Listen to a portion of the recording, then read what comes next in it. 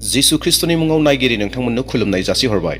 फिन खेबसेबाव आंनि इउटिउब चेनेल ख्रिस्टियान रादाब आरो बोसोनाव नोंथांखौ बरायबाय। अनजाग्रा ख्रिस्टनियाव आंगो नोंथांमोन, दिनै जों मोनसे जोबोद गोनांथार आयदानि सायाव सावरायनो थांगासिनो दं, जायहा नोंथांनि सावस्रिखौ साबसिन खालामनायनि अनगायैबो नोंथांनि जिउआव इसोरनि अनुग्रह आरो बोर होनायखौबो गोसो बोनो हागोन। जों बयबो मिथिगौदि फुंनि समा जोबोद गोनां। जेब्ला जों फुङाव सिखारो अब्ला जोंनि साननि जागायनाया गोदान गोहो आरो बोलोजों जायो।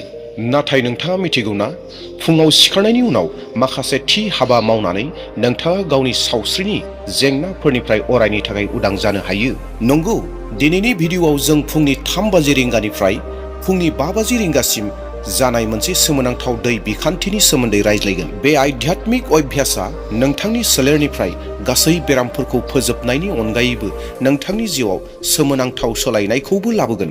इसोरनि समनि गोनांथि बाइबेलनि बादिब्ला फुंनि 3 बाजि रिंगानिफ्राय फुंनि 5 बाजि रिंगानि गेजेरनि समखौ डिभाइन आवार आरो गोहोगोरा होननानै गनायनाय जायो। बे समाव इसोरनि नुजाथिनायखौ गोख्रोङै मोनदांनो हायो आरो बे समाव आरज गाबहरनाय आरो इसोरारि हाबाफोरा जोंखौ बेरामनिफ्राय उदां खालामनो आरो जोंनि जिउआव मोजां गोहो लाबोनायाव मदद खालामो। फुंनि 3 बाजि रिंगानिफ्राय फुंनि 5 बाजि रिंगानि समखौ बाइबेलाव अमृत बेला एबा इसोरारि घन्टा होननानै फोरमायनाय जादों।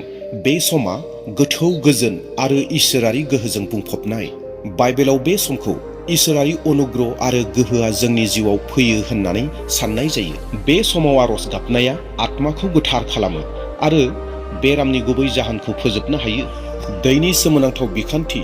जेब्ला नोंथाङा इसोरनि समाव थामहिनबा फुंनि 3 बाजि रिंगानिफ्राय फुंनि 5 बाजि रिंगानि गेजेराव बे खान्थिखौ मानियो, अब्ला नोंथांनि सोलेरनि फिसासिन आरो गिदिरसिन बेरामफोराबो लासै लासै गोमोरलांनो हमो। दैनि बे बिखान्थिया साधारन दै लोंनायनिख्रुइ गोबाङैनो आलादा।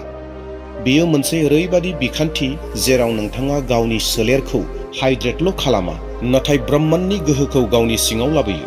जेब्ला नोंथाङा बे बिखान्थिनि गेजेरजों बे दैखौ लोङो, अब्ला बेयो मोनसे लाव लाव मुवाल' जानानै थाया, नाथाय नोंथांनि सोलेरनि मोनफ्रोमबो बेरामखौ सोमोनांथावै फाहामनो हानाय मोनसे इसोरारि मुलि जायो। जेब्ला नोंथाङा फुंनि 3 रिंगानिफ्राय फुंनि 5 रिंगानि गेजेराव सिखारो, अब्ला नोंथाङा बेफोर राहाफोरखौ मानिनांगोन। सेथि, गावनि गोसो आरो सोलेरखौ सिरि एबा निजोम खालाम।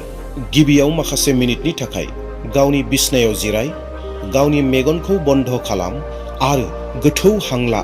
नोंथांनि गोसोखौ इसोरनि सायाव नोजोर हो एबा दोन आरो बिखौ नोंथांनि सोलेर आरो जिउखौ गोथार खालामनो खावलाय। नैथि, इसोरनि गोथार बाइबेलखौ फराय आरो बै समाव नोंथाङा जेसेबां हायो बाइबेल फरायनायाव समखौ होदो आरो बेजोंनो लोगोसे गितफोरनि 51 नम्बरनि 10 सिरिखौ फरायगोन। बेयाव बेबायदि लिरनाय दं: इसोर, आंनो लागै गोग्गो गोसो दानानै होदो आरो आंनि गोसो इसिङाव गोदान गोगोम जिउ होदो। थामथि, दैखौ गोथार खालाम। दैखौ मोनसे साफा आइजेंआव दोन आरो बेखौ नोंथांनि सिगाङाव दोनदो आरो बेनि उनाव नोंनि गोसोआव नोंथाङा मोनसे बाथ्राखौ बुंनांगोन। बे गोसोआव बुंनांगोन बाथ्रायानो जाबाय, ओ इसोर, बे दैखौ नोंनि गोहो आरो बोर हो, जाहाथे बियो आंनि सोलेर आरो जिउखौ गोग्गो खालामनो हायो।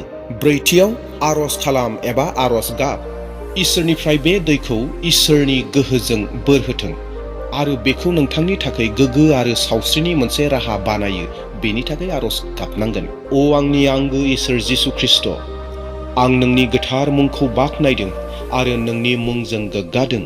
नोंनि आथिङाव खर' गंग्लायनानै आं नोंखौ साबायखर बावो, बे गोदान साननि जागायजेननायनि थाखाय आरो नोंनि जोबनो गैयै अननायनि थाखाय। नोंल' आंनि आश्रय आरो आंनि बासायगिरि। दिनै आं नोंनाव आंनि आरो आंनि आंगोफोरनि थाखाय फाहामनायनि थाखाय खावलायो। आंनि सोलेरनिफ्राय गासैबो बेराम आरो लोरबांथिखौ बोखार आरो आंखौ आबुं देहा एबा गोग्गो देहाजों आरो गोदान गोहोजों आबुं खालाम।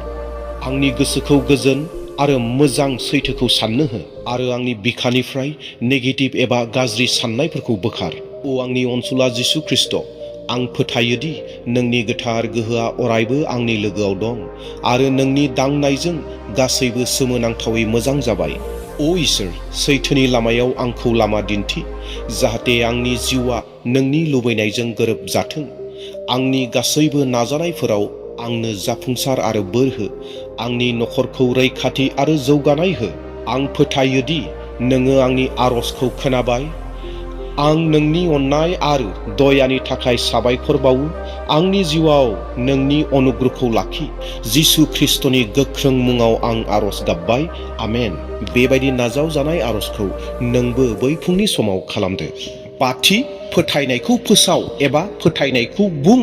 बै समाव दैनि आइजेंखौ एबा गिलासखौ आखायाव ला आरो बुं, "अ इसोर, जेरै आं बे दैखौ लोंगासिनो दं, बेबादिनो आंनि गासै बेरामफोर आरो दुखु दाहाफोरा गोजान जाबाय। आं बे दैखौ नोंनि बोर होनायजों आबुं खालामो आरो देहा आरो गोहोनि थाखाय बेखौ आंनि सोलेराव लायो।"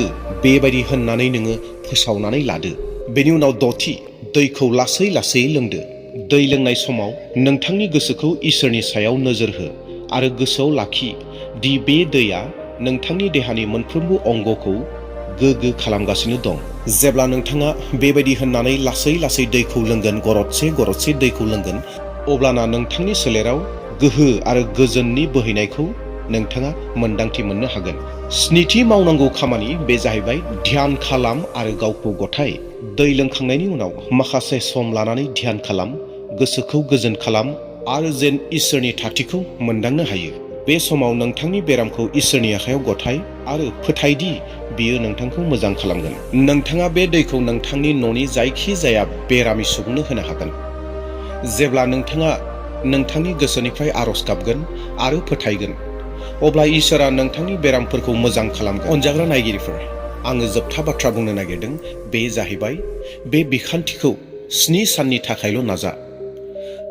आं फोथायो 7 साननि गेजेराव इसोर जिसुनि मुङाव नोंथांनि गिदिरसिन बेरामा जोबलांगोन। अनजाग्रा ख्रिस्ट'नि बिसाफोर, नोंथाङा बे खामानिखौ मावनो नाजागोन ना?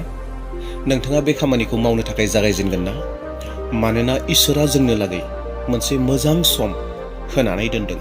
जि फुंनि समा जों साफ्रोम सुबुंफोरनि थाखाय गोबां गोनांथिथार। इसोरजों रायज्लायनाय, इसोरजों सावरायनाय, इसोरनो गावनि दुखु दाहाखौ मोनथिहोनाय आरो बेजों लोगोसे मुलि हिसाबै जोंनो दैखौ होदों आरो बे दैखौ इसोरनो गथायनायनि गेजेरजों, जिसु ख्रिस्टनिफ्राय आशीर्बादखौ लानायनि गेजेरजों जोंनि मोदोमाव थानाय गोबां रोखोमनि बेरामफोरखौ जोङो सोखानानै लानो हागोन। बे खामानिखौ मावनो थाखाय नोंथाङा थामथिम दङ ना? अनजाग्रा ख्रिस्ट'नि बिसाफोर, माखासे बोसोनफोरखौ बाइबेलनिफ्राय नोंथांमोननो फरायनानै खोनासंहोनो हास्थायदों। जहन 4:14 बुंदों, "नाथाय आं होगोन दैखौ लोंग्राहा गांथारनाय नङा। बे दैया बिनियाव गोथांनि दैमु जागोन आरो बिनो जोबनो गैयै गोथांखौ होगोन।" ओंखारलांनाय 23:25, "नोंसोरो गावसोरनि फोरबो इसोरखौ खुलुमब्ला नोंसोरनि ओंखाम आरो दैनि सायाव आङो बोर होगोन आरो रगफोरखौ नोंसोरनिफ्राय गोजान खालामगोन।" जेरेमिया 17:14, "अ फोरबो, आंखौ सोखादो, अब्ला आङो थालायै मोजांथार जागोन। आंखौ बासायदो, अब्ला आङो बासिगोन। नोंखौनो आङो बाख्नायो।" गितफोर 103 नम्बरनि 2 आरो 3, "अ आंनि गोसो, फोरबोखौ बाख्नायदो आरो बिनि राहा होनायखौ बावनो नांलिया, मानोना बिनो नोंनि गासै इनाय मावनायफोरखौ निमाहा होयो, बियो नोंनि गासै रगफोरखौ सोखायो।" गितफोर 46 नम्बरनि 5, "इसोरा बे नोगोरनि गेजेराव थायो, बे नोगोरा माब्लाबाबो सोमावजाथारनाय नङा। इसोरा नखा नायसियावनो बिखौ हेफाजाब होगोन।" जेसाया 40:31, "बिसोरो गोदान जर मोनदेरलांगोन, बिसोरो खुरुवा दाउनि समान गांखंजों गोजौआव बिरलांगोन, बिसोरो खारब्लाबो मेंनाय नङा, थाबायब्लाबो लेलायनाय नङा।" अनजाग्रा नायगिरिफोर, जिसु ख्रिस्ट' इसोरा जे दैयाव सोमोनांथाव आशीर्बादखौ होनानै दोनदों, दिनैनि मेडिकेल साइन्सआबो बेखौ फोरमान होयो।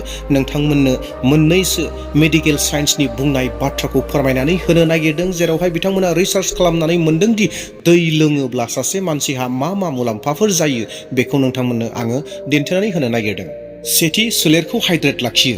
सोलेरनि मोनफ्रोमबो जिबख्रिनि थाखाय दैया गोनांथार। बेयो देहानि बिदुंखौ सामलायो, जराफोरखौ लुब्रिकेट खालामो आरो अंगफोरखौ मोजाङै खामानि मावनायाव मदद खालामो। नैथि, मेलेमनि खामानिखौ बांहोयो। जेब्ला सोलेरा दै गैयै जायो, अब्ला मेलेमनि खामानि मावनाया खम जायो।